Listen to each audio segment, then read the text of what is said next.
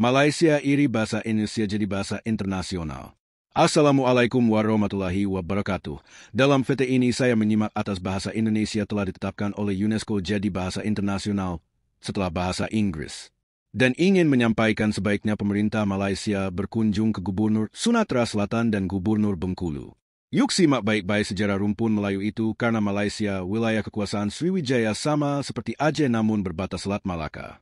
Ingatlah, Indonesia memang menjadi tuan rumah pusat Konferensi Asia Afrika (KAA), yang juga dikenal sebagai Konferensi Bandung, adalah pertemuan bersejarah antara negara-negara Asia dan Afrika yang berlangsung pada 18 hingga 24 April 1955 di Bandung, Indonesia.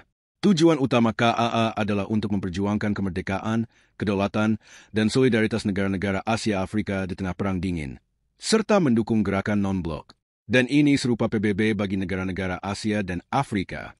Untuk itu, Malaysia tidak USA iri karena bahasa Indonesia itu sejatinya berasal dari Melayu Palembang Hulu Sumatera Selatan sejak Raja Sigentar Alam abad 7 Masehi hingga abad 14 Masehi jadi bahasa penghantar ajaran agama Islam, lisan maupun tulisan. Kemudian pada masa Raja Atung Bungsu Raja Kerajaan Islam Melayu Batang Hari 9 Palembang Hulu yang menggunakan Undang-Undang Kitab Selimbur Cahaya yang ditulis dalam aksara tulisan Arab Melayu Palembang Hulu, Sumatera Selatan saat ini, termasuk wilayah.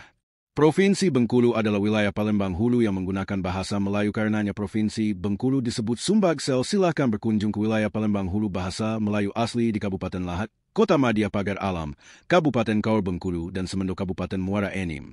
Wilayah geografis gugus bukit dan bukit barisan dari Bukit Serelo Kabupaten Lahad, lokasi kerajaan Islam kuno Sri Buana sejak abad 2 Masehi, Bukit Tumutan 7, Semendo, Gunung Fatah dan Gunung Dempo Kota. Madia Pagar Alam yang terkenal dengan 1 juta megalit dan dikerung bukti megalit Garuda Wisnu di lokasi rencana tempat pemekaran pusat kantor pemerintahan Kabupaten Lahad di kawasan yang jadi bahasa Indonesia sejak tanggal 28 Oktober 1928.